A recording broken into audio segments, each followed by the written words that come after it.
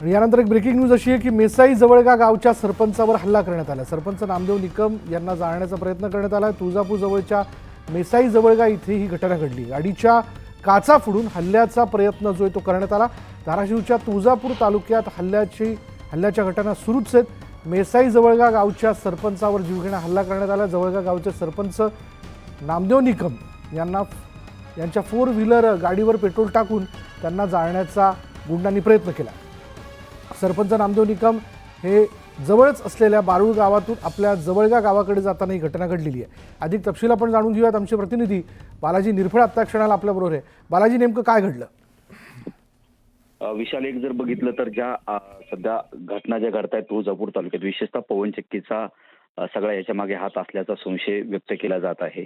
काही दिवसापूर्वी याच जवळगा मिसाई गावात जे आहेत एक शेतकरी आणि पवनचक्की कंपनी यांच्यात वाद झाला होता। तिथे खासगी बाउन्सर आणून गावात दहशत माजवण्याचा जो आहे तो प्रयत्न झाला होता आणि याला गावकऱ्यांनी जे आहे ती विरोध केला होता। पवनचक्की माफिया जी आहे ती तिथे खासगी बाउन्सर असतील किंवा इतर लोक असतील यांच्या माध्यमातून जमिनी ज्या आहेत त्या पवनचक्की उभा करण्यासाठी घेत आहेत। मात्र याला विरोध केल्यानंतर जे आहे ती कुठेतरी वादावादीचं स्वरूप जे गावकरी असतील किंवा शेतकरी असतील यांच्यात होत आहे। असाच काही प्रकार मेसळ जवळगा या गावात घडला होता आणि हेच जे गावचे सरपंच आहेत ते बारूळकडनं या गावाकडे जात होते आणि या गावाकडे जात असताना त्यांच्या गाडीवरती जे आहे ते अज्ञात लोकांनी हल्ला केला। तोंडाला हे बांधून लोक जे आहे ते आले होते आणि त्यांनी हल्ला केला। तसेच गाडी जाळण्याचा प्रयत्न केला, मला जीवे मारण्याचा प्रयत्न केल्याचा आरोप जे आहे त्या या सरपंचांनी केलेला आहे आणि याच्या मागे निश्चितच पवन कंपनीच्या यांच्यावरती संशय सुद्धा त्यांनी व्यक्त केलेला आहे। मात्र रात्री घटना विशाल घडल्यानंतर पोलीस जे आहे ते घटनास्थळी आले होते। पोलिसांनी या घटनेची सगळी पाहणी केलेली आहे। स्वतः जिल्ह्याचे पोलीस अधीक्षक संजय जाधव देखील या घटनास्थळी आले होते। त्यांनी सुद्धा याची पाहणी केलेली आहे। डीवायएसपी असतील, सगळे अधिकारी जे आहेत ते रात्री दाखल झाले। महसूल प्रशासन देखील काही अधिकारी तिथे गेले होते। यानंतर जे आहे या घटनेनंतर तपास जो आहे तो वेगानं होतोय। या तपासात अपेक्षा अशी आहे की नेमकं जर पवनचक्कीचे लोक याच्यात असतील तर पोलीस प्रशासनाने कठोर कारवाई करावी आणि जे आहे ती वस्तुस्थिती या सगळ्या पवनचक्कीच्या गुंडगिरीला चाप बसवावा। आणि दुसरं जर याच्या मार्फत ज्या पद्धतीने सगळ्या जिल्ह्यात या पवनचक्की माफियाचा जो ऐदोस आहे तो एका प्रकारे या प्रकरणानं समोर आलेला आहे। आता प्रशासनाने याच्यात कडक कारवाई करावी। या सगळ्या हल्ल्यानंतर प्रक्रियेनंतर आज विशेषतः या गोष्टीकडे एक लक्ष आहे की आपण ज्या सातत्यानं या सगळ्या बातम्या पवनचक्कीच्या दाखवत होतो त्यानंतर आज महसूल प्रशासन व पोलीस प्रशासनानं तक्रार निवारण समितीची स्थापना केलेली आहे पोलीस आणि महसूलच्या मार्फत आणि त्यांची बैठक जी आहे ती आज दुपारी आहे। मात्र निश्चितच विशाल या पार्श्वभूमीवर हा सगळा हल्ला झालेला आहे। त्यामुळे आता प्रशासनानं तात्काळ ह्या ज्या हल्लेखोरातले जे आहेत त्यांना हल्लेखोरांना अटक करून बेड्या ठोकाव्या। विशेषतः पवनचक्की माफिया जर यात असतील तर कठोर कारवाई करावी अशी मागणी गावकऱ्यांच्या वतीनं केली जात आहे। विशाल, धन्यवाद बालाजी या सगळ्या माहितीबद्दल। न्यूज 18 लोकमतने या संदर्भातल्या घडामोडी सतत लावून धरल्यात, त्या आम्ही पुढे आणतोय आणि अखेर तक्रार निवारण समिती जी आहे ती गठीत करण्यात आल्याचं आपण बघतोय या प्रकरणाच्या संदर्भात। आणखीन एक ब्रेकिंग न्यूज अशी की पुण्यातील सतीश वाघ खून प्रकरणी मोठी माहिती समोर येते। अपहरण करून खून केल्यानंतर आरोपींनी हत्यारं ही भीमा नदीत जाऊन टाकली। आरोपी नवनाथ गुरसाळे आणि त्याचे साथीदार आरोपी अतिश जाधव या दोघांनी मिळून वाघ यांच्या खुनासाठी वापरलेलं हत्यार नदीत टाकलं। पोलिसांना याचा सुगावा लागू नये म्हणून पेरणे फाटा इथे भीमा नदी पात्रात हे हत्यारं जी ती टाकण्यात आलेली आहेत। दोन्ही आरोपींच्या माध्यमातून हत्यारांचा शोध घेऊन ते जप्त करण्याचं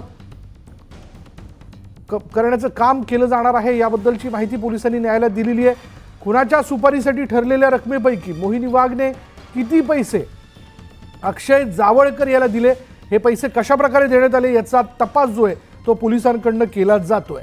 पुण्यातील हडपसरमधील व्यावसायिक सतीश वाघ यांच्या खून प्रकरणात त्यांची पत्नी मोहिनी वाघ हिला अटक करण्यात आली आहे।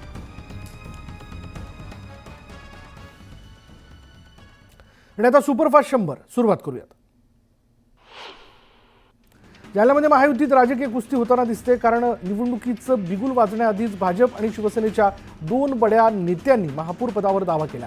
शिवसेनेचे आमदार अर्जुन खोतकर यांनी जालन्यात महापौर शिवसेनेचाच होणार असं म्हटलंय, तर भाजपचे ज्येष्ठ नेते रावसाहेब दानवे यांनी देखील जालन्यात भाजपचाच महापौर होईल असं म्हटलंय। राज्याच्या सर्वांगीण प्रगतीसाठी प्रत्येक खात्याने 100 दिवसांचा कृती आराखडा तयार करून ठोस कामगिरी करण्याचे निर्देश मुख्यमंत्री देवेंद्र फडणवीस यांनी गुरुवारी दिले आणि या आराखड्यात लोककेंद्रित आणि तंत्रज्ञानाच्या माध्यमातून जनतेला लाभ मिळणाऱ्या योजना आदींचा समावेश असावा आणि राज्याचं नाव देशात अग्रेसर असावं हा दृष्टिकोन असावा असं फडणवीस यांनी स्पष्ट केलं। महाराष्ट्रात झालेल्या विधानसभा निवडणुकीत मोठी गडबड केली गेली. मतदार यादीत फेरबदल करून 118 मतदारसंघांमध्ये 72 लाख मतदारांचा समावेश केला गेला. या 118 पैकी 102 मतदारसंघात भाजप उमेदवार विजयी झालेत, असा गंभीर आरोप लोकसभेतील विरोधी पक्षनेते राहुल गांधी यांनी निवडणूक आयोगावरती केला. काँग्रेस पक्ष येत्या 26 जानेवारीपासून देशभरात संविधान बचाव पदयात्रा काढणार आहे. याबाबत माहिती देताना काँग्रेसचे सरचिटणीस वेणुगोपाल म्हणालेत की सर्व हॅशटॅग पहिला महात्मा गांधींवर आणि दुसरा राजकीय प्रस्तावावर काँग्रेस 2025 मध्ये संघटनात्मक सुधारणा कार्यक्रम सुरू करणार असून प्रत्येक स्तरावरील नेत्यांची क्षमता कसून तपासली जाईल. भिवंडी शहरातील वाहतूक कोंडीचा प्रश्न दिवसेंदिवस तीव्र होत असून यावर तोडगा काढण्यासाठी भाजप आमदार महेश चौगुले यांनी वाहतूक पोलीस उपायुक्त पंकज शिरसाट यांची भेट घेतली. बैठकीत 15 दिवसात वाहतूक कोंडी सोडवण्यासाठी प्रभावी उपाययोजना राबवू असं आश्वासन पंकज शिरसाट यांनी दिलं. लोकसभा निवडणुकीचा निकाल 4 जून रोजी लागला होता, पण आता तब्बल 6 महिन्यानंतर निवडणूक आयोगाने लोकसभा निवडणुकीची मतदानाची आकडेवारी जाहीर केलेली आहे. ही आकडेवारी जाहीर करण्यासाठी 6 महिन्यांचा कालावधी का लागला असा सवाल विचारला जात असून शंकाही उपस्थित केली जाते. कधी पावसाअभावी तर कधी अतिवृष्टीमुळे होणारे पिकांचं नुकसान, शेतीमालाला भाव नसणं, कर्जबाजारीपणा यासारख्या कारणांमुळे मराठवाड्यातील शेतकरी मेटाकुटीस आला आणि त्यातूनच अनेक जण आत्महत्येसारखं टोकाचं पाऊल उचलत आहेत. गेल्या 11 महिन्यात विभागात तब्बल 822 शेतकऱ्यांनी आपली जीवनयात्रा संपवली आहे. बीड जिल्ह्यात सर्वाधिक 160 शेतकऱ्यांच्या आत्महत्या झालेल्या आहेत. केंद्र सरकारने राज्याला गतवर्ष 2023-24 मध्ये 93.22 कोटी लिटर्स इतक्या मंजूर केलेल्या कोट्यापैकी हंगाम अखेर 81 कोटी 37 लाख लिटर्स इतका इथेनॉलचा पुरवठा ऑइल कंपन्यांना केला. केंद्राने निर्धारित केलेल्या दरानुसार 4,941 कोटी 92 लाख रुपये मिळाल्याची माहिती साखर आयुक्तालयातून देण्यात आली. नववर्षाच्या स्वागतासाठी बाहेर पडणाऱ्या प्रवाशांची गैरसोय टाळण्याकरता 31 डिसेंबरला रात्री मध्य आणि पश्चिम रेल्वेवर लोकलच्या अतिरिक्त फेऱ्या चालवण्यात येणार आहेत आणि या अतिरिक्त सेवांची वेळ लवकरच जाहीर केली जाईल असं अधिकाऱ्यांनी सांगितलं असून चर्चगेट, मरीन लाईन्स आणि गिरगाव स्थानकांवर अतिरिक्त बंदोबस्त तैनात करण्यात येणार आहे. 10वी आणि 12वीची परीक्षा यंदा 10 दिवस आधी होणार आहे. आतापर्यंत मुंबई विभागातून 10वीच्या 4 लाख तर 12वीच्या 3 लाख विद्यार्थ्यांनी अर्ज दाखल केले. या परीक्षांच्या नियोजनासाठी शिक्षण मंडळ आढावा बैठक घेत असून परीक्षांची तयारी अंतिम टप्प्यात आल्याचं सांगण्यात आलं. चालू वर्षात महामुंबईसह देशातील 7 प्रमुख शहरांमध्ये आतापर्यंत 5,68,000 कोटी रुपयांच्या घरांची विक्री झाल्याची माहिती समोर आली आहे. तर घर विक्रीच्या उलाढालीत लक्षणीय वाढ नोंदवली गेली असली तरी प्रत्यक्ष विक्रीत मात्र 4% घट दिसून आली. छत्रपती शिवाजी महाराज टर्मिनसवरून सुटणाऱ्या मध्य रेल्वेच्या वंदे भारत एक्सप्रेसला प्रवाशांचा लक्षणीय प्रतिसाद मिळतोय. एप्रिल ते डिसेंबर या कालावधीत या ट्रेनच्या आसन क्षमतेच्या तुलनेत प्रवासी संख्या 102% एवढी नोंदवली गेली. पंतप्रधान नरेंद्र मोदी यांच्या हस्ते भूमिपूजन झालेल्या ऑरेंज गेट ते मरीन ड्राईव्ह या भुयारी मार्ग प्रकल्पात मुंबई पोर्ट ऑथॉरिटीने खोडा घातला आणि या प्रकल्पासाठीच्या जागेच्या मोबदल्याचा तिढा सुटलेला नसून MBPP कडून भाडेकराराने ही जागा घेण्याची अट MMRDA पुढे ठेवण्यात आली आहे.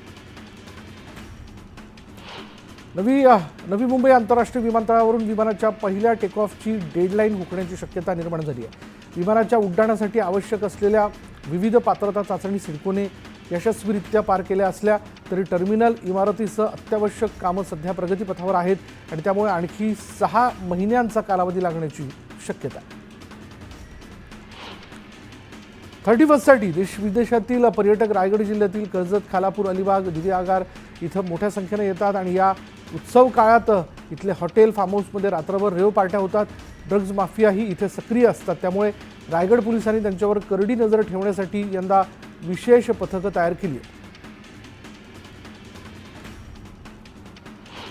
मुंबई महापालिका शाळांमध्ये मराठी माध्यमांपेक्षा इंग्रजी माध्यमांकडे पालकांचा ओढा असून त्यासाठी महापालिकेने यंदाही ऑनलाईन प्रवेश प्रक्रिया सुरू केली आहे. पालिकेच्या या मुंबई पब्लिक स्कूलमध्ये गतवर्षी 10,000पेक्षा अधिक विद्यार्थ्यांनी प्रवेश नोंदवला असल्याची माहिती शिक्षणाधिकाऱ्यांनी दिली आहे.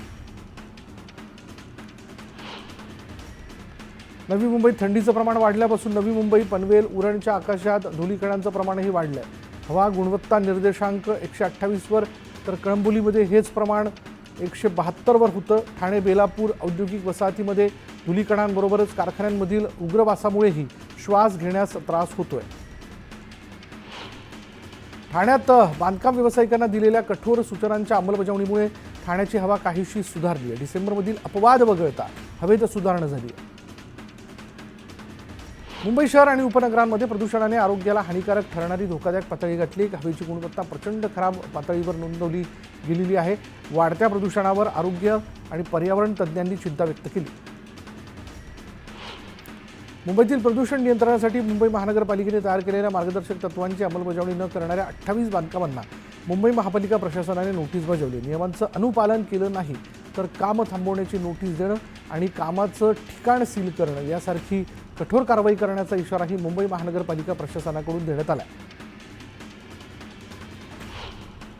मुंबईकरांची धूळ, धुके आणि प्रदूषण यांच्या अभद्र युतीमुळे श्वासकोंडी झाली आहे. त्यामुळे मुंबईकरांचं आरोग्य धोक्यात आलं असून सर्दी, खोकला, घशाचे आणि श्वसनाचे आजार बळावू लागलेले आहेत. आणि प्रदूषणाची तीव्रता इतकी की हवेतील धुलीकण मुंबईकरांच्या फुफ्फुसांपर्यंत पोहोचले.